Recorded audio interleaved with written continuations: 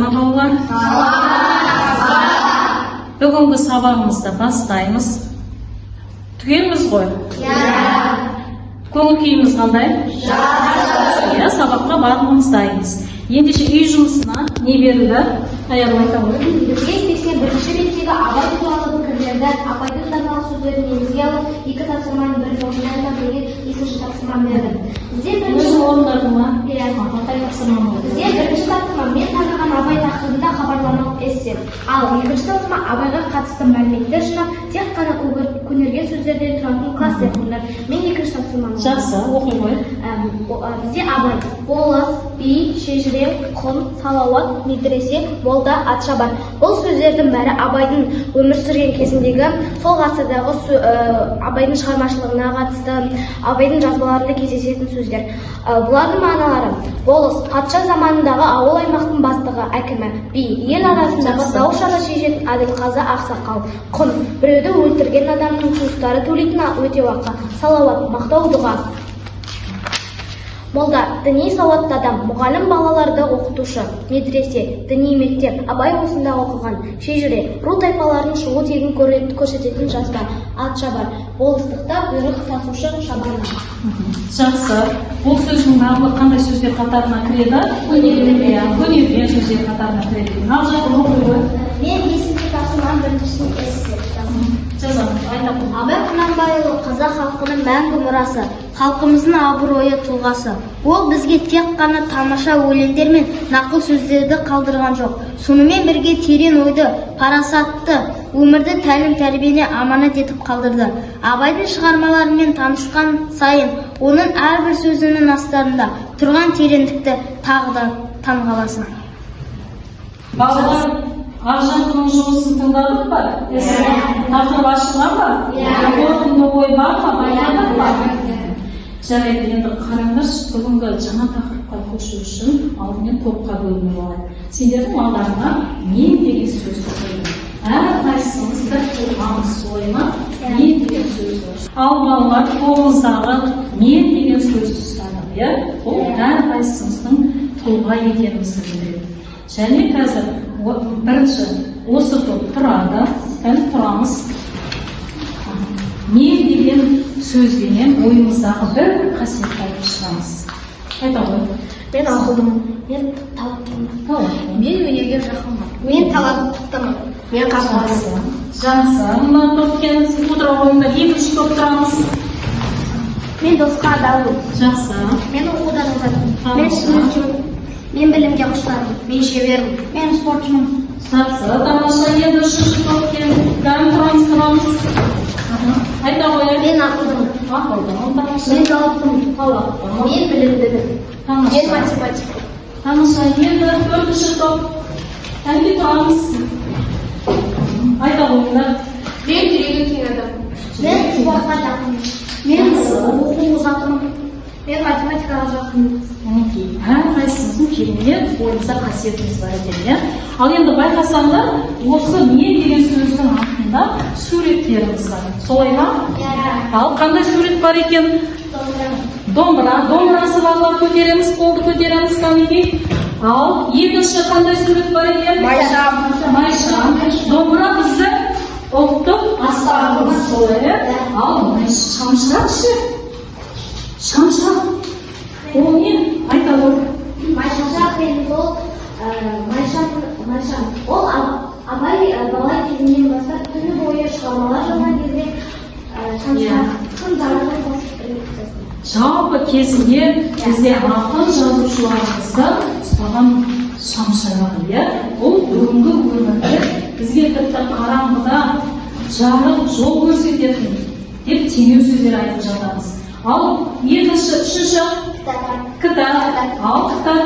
Бүгінгі таңда қандай заман кітап? Білім заманы.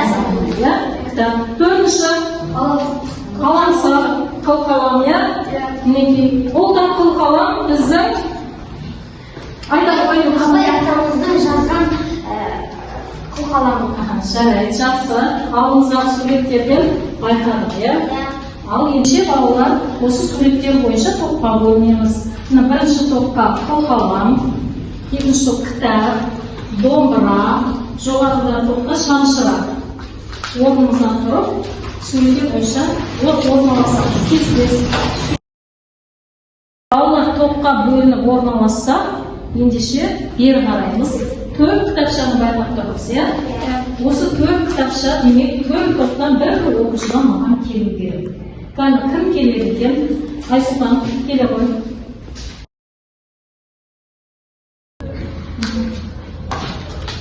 Адам болам десеңіз, тілеуін өмірдің алдында, оған қайғы жесеңіз, өсек өтірік мақтаншақ, емшек деген мал шашмақ. Жарайды, жақсы қара. Адам болам десеңіз деген қармақ шығыпты, иә? Кімнің өлеңі? Абай, Абай Құнанбаевтың өлеңі. Қай өлең?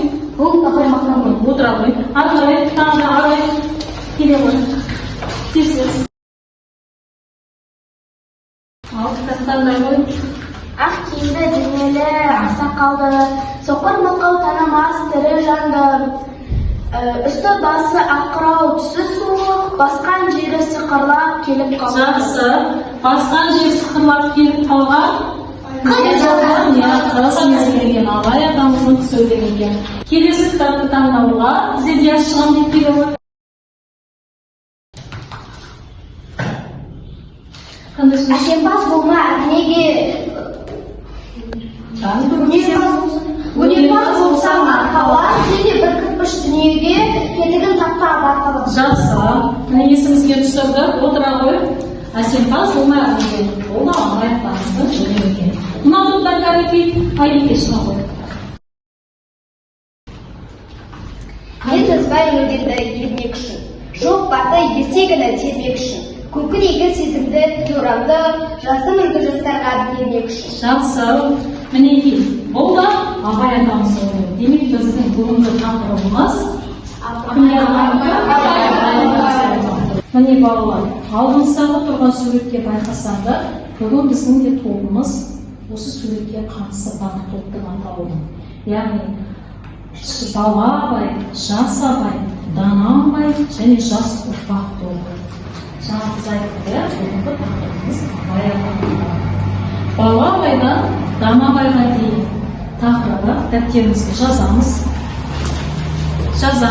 Бүгін бізде оқу мақсаты тыңдалым мәтін мазмұны бойынша жалпы және нақты сұрақтарға жауап беру, мәтіндегі ақпараттарды шынайы өмірмен байланыстыру. Ал әдебиеттік нормалар бойынша көнерген сөз, эфемизм, дисфемизм, табу сөздердің қолданыс аясын түсіну және ажырата білу. Тақырыпты жазып қой, иә балалар? Жазамыз. Осы әдеби тілдік нормаларына бойынша да бүгін бізде тапсырма бар, сондықтан ережені еске түсіреміз. Біз осы өнерген сөз, эфемизм, дисфемизм, табу сөздерінің ішінен қай түрін өтіп отырмыз сөзді? Ендеше мен әр топтан 2 оқушыдан шақырамын. Бірінші бала абайдан келсін, Мерей келе ғой, Көркем келе ғой.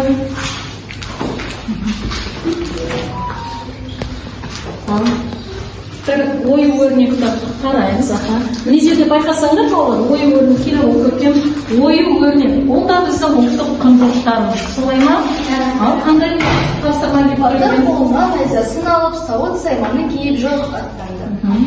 Енді осы сөйлемдегі көнерген сөз бар. Батыр, найза, сауыт сайман жорық. Батыр деген сөз бүгінгі таңда қолданылады. Бірақ сирек қолданылады.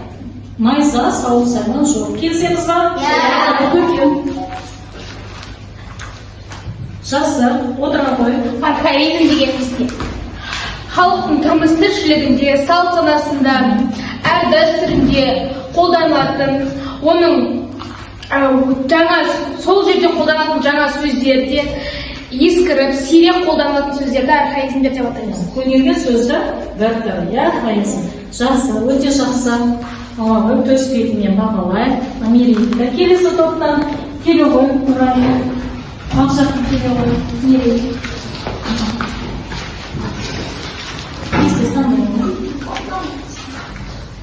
Көнерген сөздердің түрлерін ата.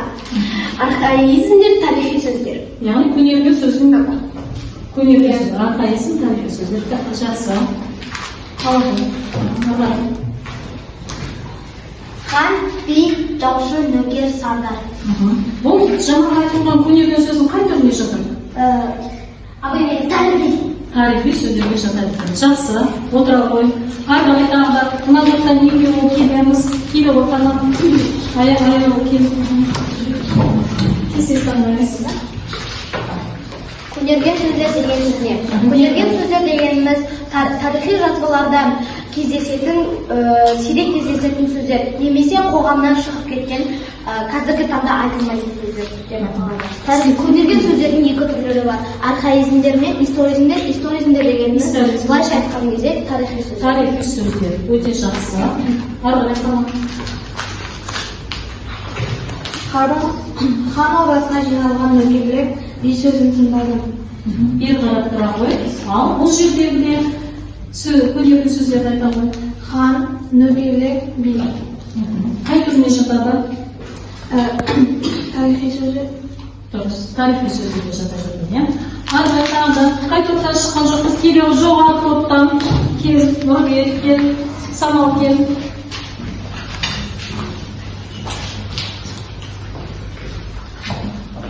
Әжесі ескі көрпешеден жүдеп шапанын алып шықты. Бұл жерде қойға келісіз ерген қандай сөз тұр екен? Көбежеден. Кебежеден. Кебеже. Ол шағын қойылғанша ескі отырып келесі тапсырманы орындайтын боламыз. Кебеже қандай мағынаны білдіреді екен? Сандық. Тарихи сөздер дегеніміз не? Тарихи сөздер. Тарихи сөздер дегеніміз тарихи жазбаларда кездесетін, сирек кездесетін сөздер. Тарихи жазбаларда кездесетін. Біздің тарихымызда кездесетін, иә? Бүгінгі таңда сирек кездесесің, немесе мүлдем қолданыстан шыққан сөздер екен. Енді бізге бір ғана тапсырма қалды. Айбеке келе ғой.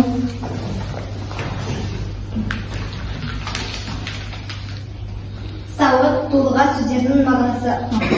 Сауыт дегеніміз, ол кезінде батырларымыз үстеріне киіп жауға аттанған киім түрі. Келесі дулыға ол да жорыққа аттануға арналған киім, бірақ ол басқа киіледі. Рас киім, иә? Жорыққа шыққан кезде отыра ғой, өте жақсы. Ал енді тыңдалым тапсырмасына қарай көшеміз, кітапқа түгел қараймыз. Тыңдалымда іштей оқып, тек қана балалар ауызша сөйлейміз. Ауызша. Жарай ма?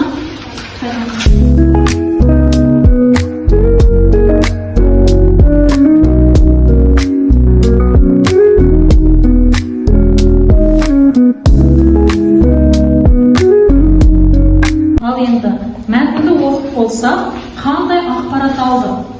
Айтайықшы. Ал Руслан. Ұлы ақын ағартушы Абай Құнанбайұлы Семей уезі бұрынғы Шыңғыстау облысында туылды. Және де ол молданың қолында медреседе оқиды. Медресенің 3-ші жылында Приходская школа деген орыстардың мектебіне түседі. Содан кейін ол Абай әкесі оның оқуға зере екенін көріп, 13 жасынан бастап оқудан шығарып алады да ел билігіне араласады. Ел билігіне араласады. Тоқтаңдар, өз жерін жалғастыратынымыз бар, ел билігіне көрген. Әкесі Құнанбай Өскенбайұлы оны мектептен шығарып алғаннан кейін әке істерімен ол би шешендердің сөздерін құлаққа тыйып өседі. Абай парсы, шағатай тілдерін жітіп меңгереді. Ол орыс алыптары Гоголь, Пушкин сияқты тағы да басқа ақын жазушылардың өлеңдерін жаттап жүрген. Және аударма жасайды екен. Аяғы Ақын 40 жасынан бастап ақындыққа бел буады. Ұлы ақын 1904 жылы дүниеден озады. Оның сүйегі Жидебай ауылында қойылған болатын. Жақсы. Біз мінекей балалар оқылым тапсырмасы бойынша Абай атаның өмірінен алған ақпараттармен таныстық, иә? Ендеше тапсырма орындамастығын тыңдалымды да тыңдап аламыз. Бізге Нұрпейіс Байғалиев ақыннан абайға айтарым өлеңдерге. Осы өлеңді мен қазір толық нұсқасын тыңдатпаймын, алдымен екі шумағын жартылай тыңдаймыз және ары қарай өзіміз мазмұнына қарай отырып болжаймыз. Ақын ары қарай абай туралы не айтты екен, соны болжаймыз. Жарай ма? Ендеше мұқият тыңдаймыз. Абайға айтарым, асқар тау биік шыңсың қол жетпеген, білікпен зейініңе сөз жетпеген, бұтағын көпті жеген сен бәйтерек, мәулеңе қараса жұрт көз жетпеген. Зейінің артық асқан, көңілің кеңіс, ақылың, ақындығың бәрі тегіс, үлгірген абай ақын нұсқау көріп, ақындар күннен күнге тапты өріс. Мінекей. Ал ары қарай енді біз болжаймыз. Ол үшін тыңдалым тапсырмасын орындау үшін осы екі топқа мен болжау кестесін беремін. Болжау кестесінің екінші бағанына өлеңде ары қарай абайдың қандай қасиеті туралы жазды екен деп ойлайсыңдар, соны жазамыз. Және бұл топта солай орындаймыз, екі топ. Ал жоғарыдағы екі топқа оқылым тапсырмасы бойынша тапсырма беріледі. Бұл жерде абай атаның бойындағы 5 қасиетін жазамыз. Жарай ма? Ал кәнекей 5 қасиетін жазып шығамыз және оқылыммен байланыстыра отырып жазамыз. Кірісеміз.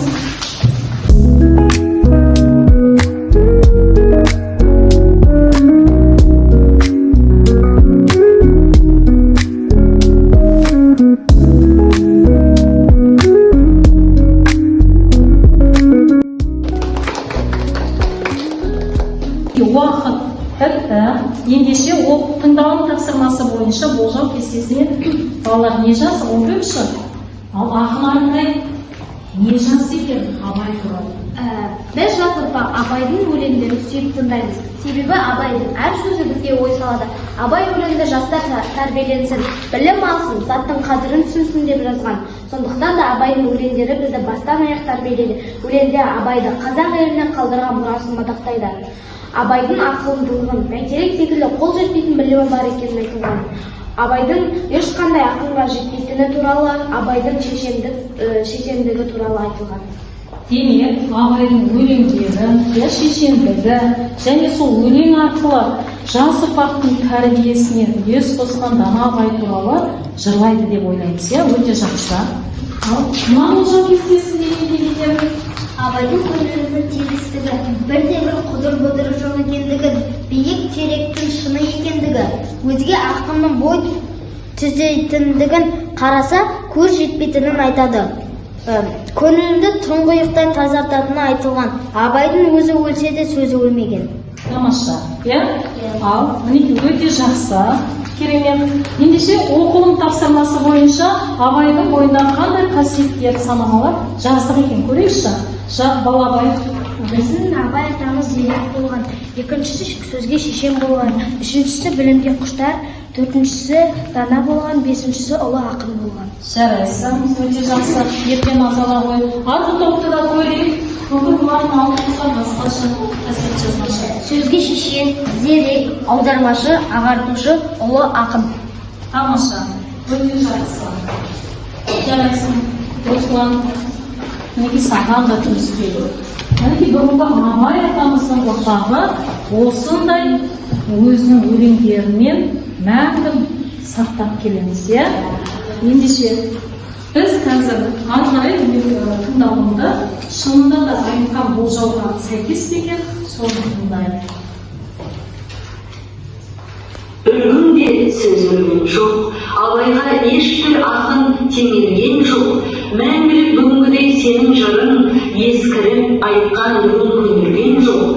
Халыққа үлгі берген сенен өзге, ақында сан жыры ақын абай, халыққа үлгі берген бізден бұрын.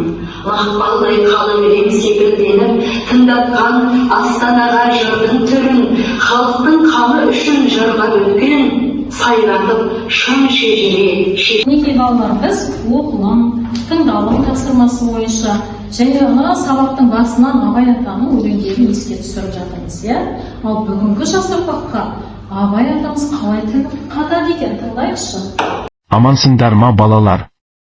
Мен сендердей ұрпағым барда мәңгі жасайтынымды білдім. Менің өмірімді, өлеңдерімді біледі екенсіңдер. Зейіндерің ашылсын. Сендердің білім алуларынан бүгінгі таңда барлық мүмкіндік жасалған. Осы мүмкіндікті пайдаланып білім алыңдар. Мінекей, Абай атамыз осылай үн қатты. Бүгінгі таңда сендерге барлық жағдай жасалған, иә, білім алуларына? Осы мүмкіндікті пайдаланамыз ба, балалар? Білім аламыз ба? Білеміз ба? Абай ата сияқты тұлғалардың үмітін ақтаймыз ба? Тамаша. Ендеше жазылым тапсырмасына қарай. Жылжимыз. 3-ші тапсырма қараңдар. Жазылым тапсырмасына бұл жерде көнерген сөздерді теріп жазу және бүгінгі таңда қолданыстағы бар сөздерді де осы көнерген сөздердің ішінен бөліп жазуымыз қажет. Дискриптор тұр, яғни оқылу мәтінмен көнерген және қолданысқа қайта енген сөздерді анықтап жазамыз. Ал кім шығады екен? Аяқтама Гаухар келе қойды. Нашылығы бақыт кел.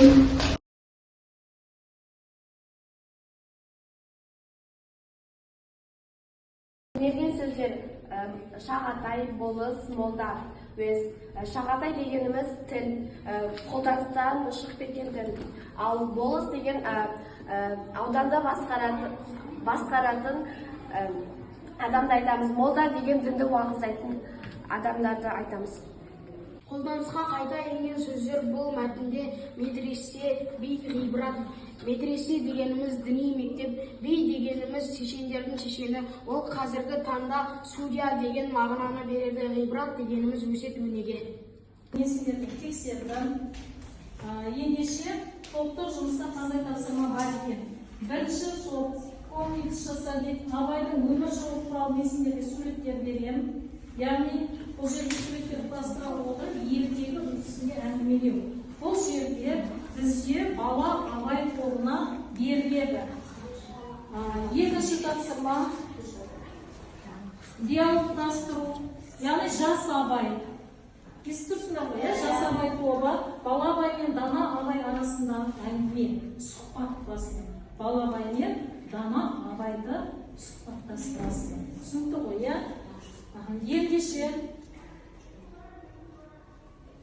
үшінші топ постер дайындайсыңдар. Абай халық данасы деген тақырыпта постер дайындаймыз. Яғни бұл дана Абай тобына береміз. Төртінші топ, яғни бүгінгі біздің жас ұрпақ тобы Абайға арнап, Абай атамызға өлең құрастырамыз. Яғни ол бір шумақ болана 4 тармақтан тұрады. Оны енді кірсеңіз. Тапсырма түсінікті ма? Несіндегі енді тапсырманы дискриптормен алдарына да қоямын және тақтаға да қараймыз. Көрінеді ғой, иә балалар?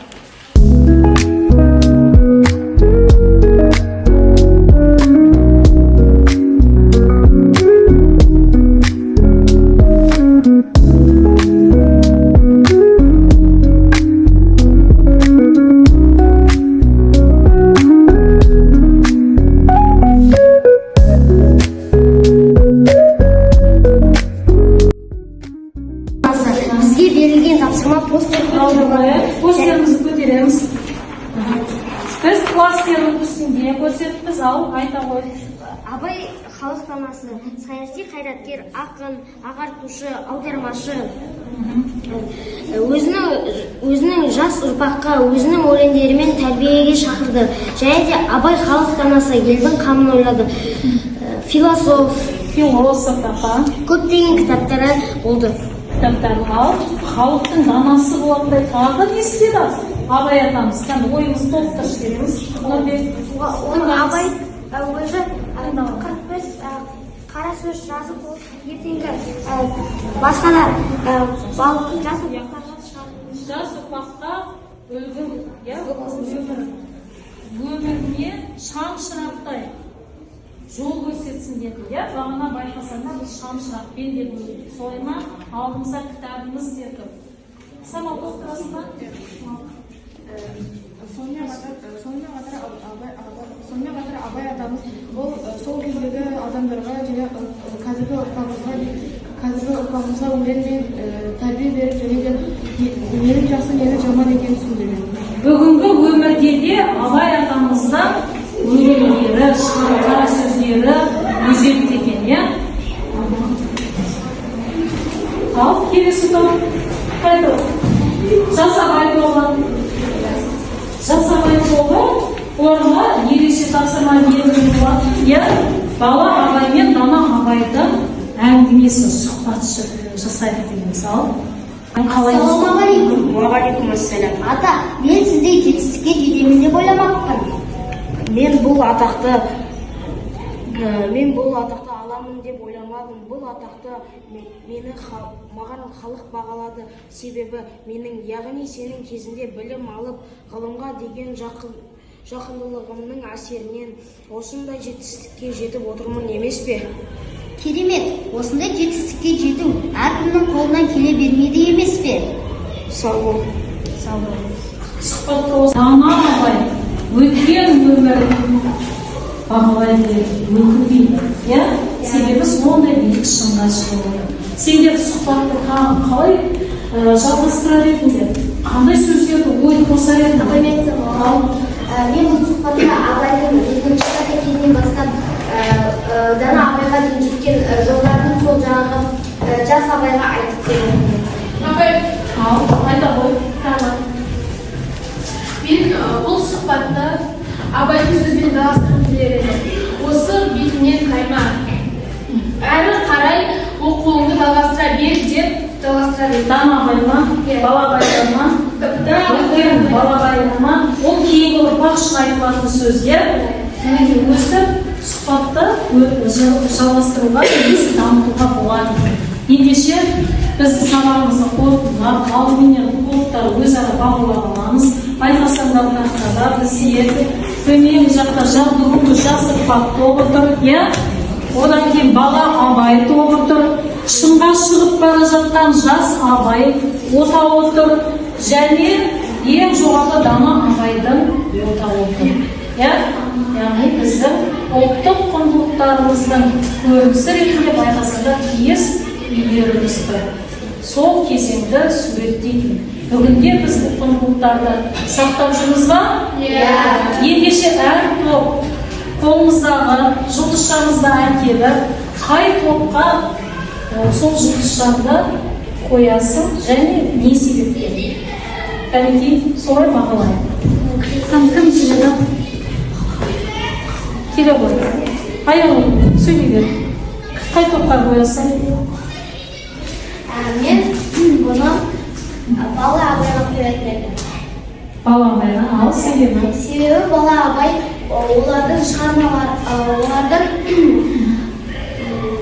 істеген ертегілері және олардың айтқан сөздері, істеген кіріспелері бәрі өте мағыналы және әдемі болып шыққан. Сондықтан да мен және түсінікті ойлары толық қамтылған.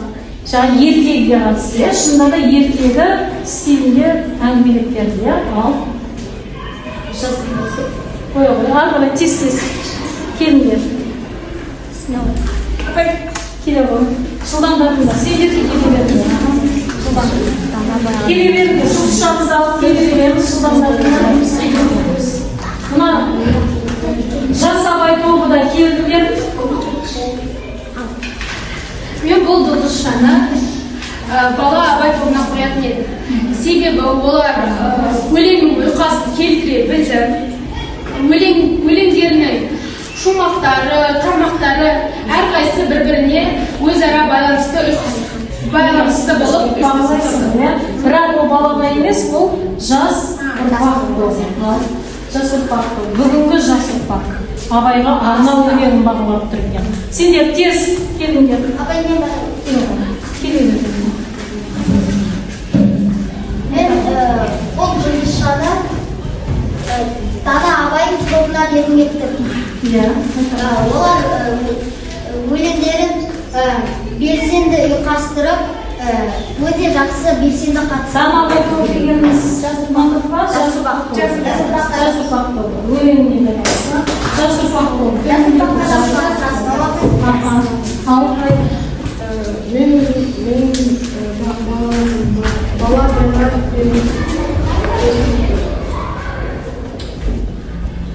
Бала бала çalışsa баға береміз. Себебі олардың ертегісі өте қызықты және мағыналы болды. Ертегі қабылдап екенбіз. Барма жұмысшамыздағы да тоқтап тез неге басқамыз бағаламаймыз? Қанат шық. Неге сен ғана шығуың керек? Неге топтың мүшесі басқалар шықпайды?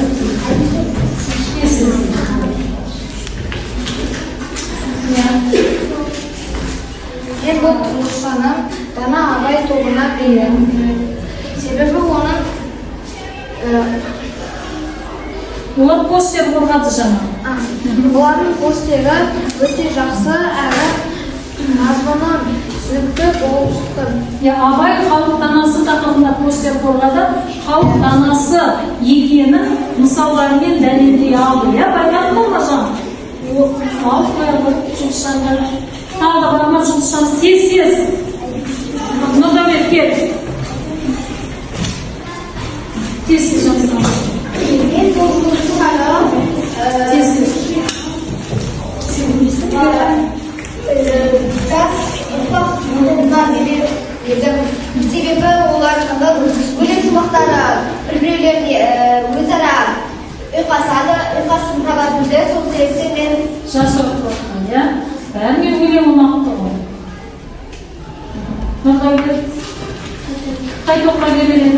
мен Дана Абай тобына беремін. Ал, неліктен сөзге түсіне болса да жастырады, суретке түсіне болса да жастырады. Ал, неліктен? Себебі Дана Абай тобының постерлері өте мағыналы әсерлі жазылған. Мағыналы әсерлі жазылған. Ал, жарайды. Екінші.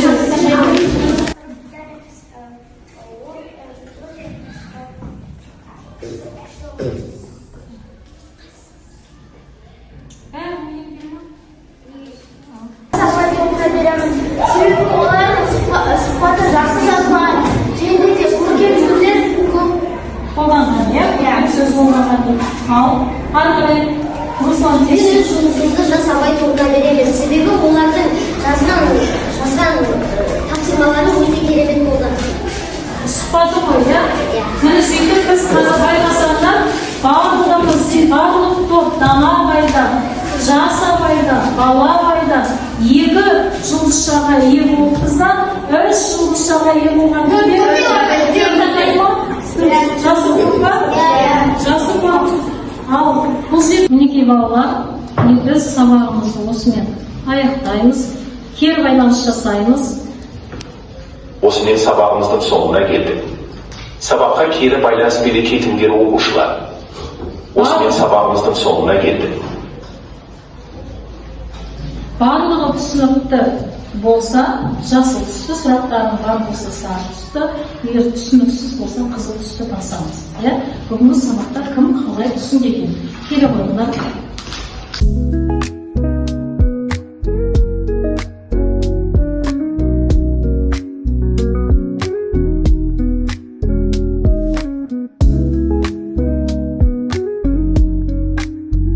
Қандай керемет? 20 оқушыда барлығы түсінікті деп жауап бердіңіздер. Демек бізде бүгінгі Абай ата ұйымдастырған талантты, білімді балаларымыз бар екен. Бірінші үй жұмысын белгілеп алайық. 5-ші тапсырма. Қараңдар. 5-ші тапсырмада бізде мен таныған Абай тақырыбында хабарламалы эссе жазу берілген. Біріншісі бойынша.